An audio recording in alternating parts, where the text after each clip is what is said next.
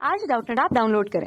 Doubtnut पर अपने सभी गणित, रसायन विज्ञान, भौतिक विज्ञान और जीव विज्ञान के डाउट्स का करो सफाया। बस प्रश्न की फोटो खींचो, एक ही प्रश्न को क्रॉप करो और तुरंत वीडियो सोल्यूशन पाओ।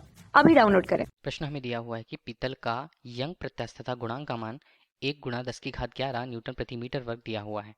अब यदि 1 सेंटीमीटर वर्ग परिच्छेद क्षेत्रफल तथा 0.2 मीटर लंबाई की पीतल की छड़ को 5 किलोग्राम भार की बल से लंबाई की दिशा में यदि हम खींचें तो इसमें कुल रूप से किए गए कार्य की गणना हमें इस प्रश्न में करनी है, जहां गुरुत्वीय त्वरण का मान हमें 9.8 मीटर प्रति सेकंड वर्ग के रूप में दिया हुआ है। अब देखिए ये संरचना हम बना लेते हैं पहले कि पीतल की छड़ हमारे पास मौजूद है, जिसके लिए उसके अनुप्रस्थ काट का क्षेत्रफल हमें देखिए एक स्थिति से मान लीजिए यहाँ पर वह बंधा हुआ है या स्थिर है, जकड़ा हुआ है किसी माध्यम के सहारे से। अब उस पर बल का परिमाण कुछ लगता है। देखिए बल का परिमाण प्रारंभिक रूप से हम मानते हैं कि वह शून्य के रूप में पहले प्रारंभिक रूप में होता है। ठीक है, तो हमने यहाँ पर बल लिया, बल को अभी प्रारंभिक रूप से बोला बराबर शून्य के। अब यहाँ पर उसकी लंबाई को यदि देखते हैं प्राथमिक रूप से, तो हमें छड़ की जो लंबाई है, जो पीतल की छड़ हमारे पास मौजूद है, उसकी लंबाई कितनी दी हुई है 0.2 मीटर के रूप में। ठीक है, और यहाँ पर जो यंग प्रत्यास्थता गुणांक का मान पीतल के लिए दिया हुआ है, पीतल के लिए y से जिसे परिचित करेंगे हम, उसका मान दिया हुआ है 1 गुणा 10 की घात 11 न्यूटन प्रति मीटर वर्ग के रूप में, जहां अनुप्रस्थ काट क्षेत्रफल जैसे ए से हम प्रेषित करते हैं वो प्रारंभिक रूप से दिया हुआ है 1 सेंटीमीटर वर्ग के रूप में। देखिए सेंटीमीटर पे है, किस प्रकार परिवर्तित करेंगे, 1 गुणा 10 की घात ऋण 2 हम लेते हैं, वर्ग था इसलिए हमने वर्ग किया, अब वो बन गया मीटर वर्ग के रूप में।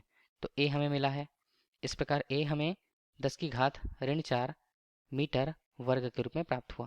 ये हमें बताता है अनुप्रस्थ काट क्षेत्रफल को। प्रश्न में बोला गया है कि 0.2 मीटर लंबाई प्रारंभिक रूप से उसकी थी, जिसे हमने स्मॉल एल से यदि प्रेषित कर रखा हुआ है, तो लंबाई की पीतल की छड़ को 5 किलोग्राम भार के बल से लंबाई की दिशा में, लंबाई की दिशा किस ओर, जहाँ पर उसकी लंबाई यहाँ पर उसे हम अनुदैर्ध्य दिशा कहेंगे, अनुदैर्ध्य दिशा में जहाँ पर हमने बल लगाया है, इसके बल के परिमाण को, जो कि प्रारंभिक रूप से क्या था, शून्य था, हमने धीरे धीरे इस बल के परिमाण को बढ़ा करके कितना 5 किलोग्राम यहाँ पर हमने किया। 0 से 5 किलोग्राम तक यदि हमने उसके द्रव्यमान को या बाहर से एक बल लगाया, तब इसमें किए गए कार्य की गणना हमें करनी है। तो इस प्रकार तार में किए गए कार्य को हम किस प्रकार से लिख पाते हैं, देखिए कार्य हमेशा W से प्रस्तुत किया जाता है। कार्य का मान क्या होता है या परिमाण क्या होता है, लगाए गए बल और उसकी दिशा में हुए विस्थापन। तो हमने ये विस्थापन के रूप में, अब देखिए विस्थापन क्या होगा, विस्थापन होगा लंबाई की दिशा में यदि लगाया गया है तो लंबाई में जो परिवर्तन होगा वो उसके लिए विस्थापन रहने वाला है। तो हमने कार्य जो यहाँ पर लिखना है, तो लगाया गया बल जो प्रारंभिक रूप से पहले क्या थे, पहले शून्य था उसका मान, अब वो बढ़ चुका है 5 किलोग्राम के रूप में। ठीक है, 0 किलोग्राम से 5 किलोग्राम, तब हम इस पर बल की स्थिति जो प्रारंभिक रूप से शून्य थी, धीरे धीरे बढ़ करके 5 किलोग्राम यदि हुई है, तो हम यदि बल के परिमाण को देखें तो बल का परिमाण हमारे लिए क्या रहेगा, बल का परिमाण यहाँ पर रहेगा माध्य बल के रूप में। माध्य बल हम क्या कहते हैं, अंतिम रूप से जो बल प्राप्त हुआ था और आरंभिक रूप में जो बल था उसका एक माध्य परिमाण होगा, उसे हम माध्य बल कहेंगे, और विस्थापन इसे हम प्रस्तुत करेंगे डेल एल से। तो हमारे पास ये कार्य का सूत्र प्राप्त हो गया है। तो माध्य बल को क्या लिखा जाता है, F अनुपात 2 के रूप में गुणा विस्थापन है, उसे हमने डेल एल के रूप में प्रस्तुत कर रखा है। देखिए इसे जो है हम समीकरण 1 नाम दे देते हैं। ये तो समीकरण 1 है, परंतु हमें इनके मान पता है क्या, इनके मान हम निकाल लेते हैं जो कि हमें दिया हुआ है। F जो है, F किस में दिया हुआ है, हमें 5 किलोग्राम पर दिया हुआ है। तो F जो होगा बाह्य बल होगा, तो बल के परिमाण में यदि हमें लिखना है तो हमें क्या करना होगा, जी से गुणा, अर्थात 9.81 मीटर प्रति सेकंड वर्ग से हमें गुणा करना पड़ेगा। इसे हम हल करते हैं तो F का मान हमें कितना मिलता है, 49 न्यूटन, 49 न्यूटन के बराबर हमें बल का परिमाण प्राप्त होता है। अब लंबाई में परिवर्तन जो हमें निकालना है वो हम किस प्रकार से निकालें, लंबाई में परिवर्तन निकाला जाएगा यहाँ यंग मापांक सूत्र से।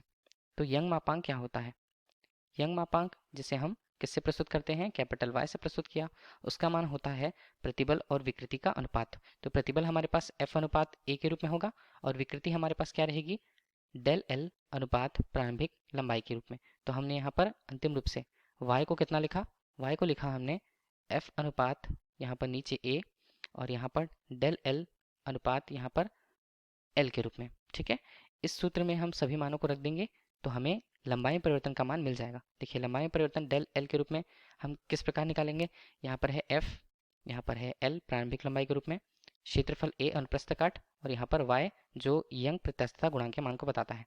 डेल एल का मान हमें निकालना है, तो हम किस प्रकार से निकाल पाए, लगाए गए बल का परिमाण हमने जाना कितना था 49 न्यूटन, गुणा प्रारंभिक लंबाई कितनी 0.2 मीटर के रूप में, जहाँ अनुप्रस्थ काट क्षेत्रफल हमें प्रश्नानुसार कितना दिया हुआ है 1 सेंटीमीटर वर्ग, जो हमने हल किया तो ये आता है 10 की घात ऋण 4 मीटर वर्ग के रूप में, जहाँ y का मान हमें कितना दिया हुआ है प्रश्नानुसार, y हमें दिया हुआ है 1 गुणा 10 की घात 11 न्यूटन प्रति मीटर वर्ग, 1 गुणा 10 की घात 11 न्यूटन प्रति मीटर वर्ग।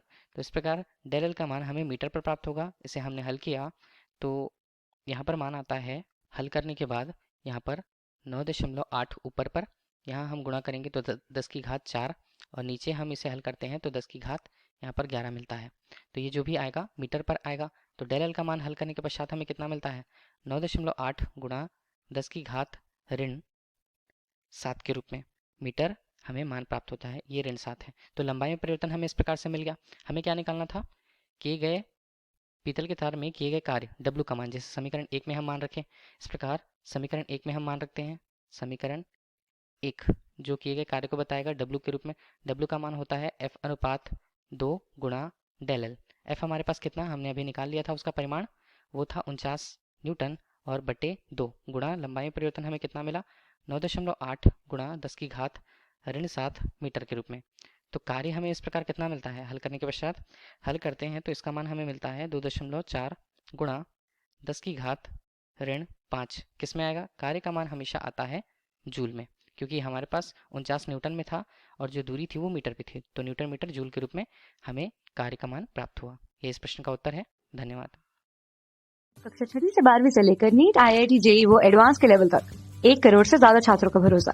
आज ही डाउनलोड करें डाउटनेट ऐप या व्हाट्सएप करें अपने सारे डाउट्स 8400 400 400 पर।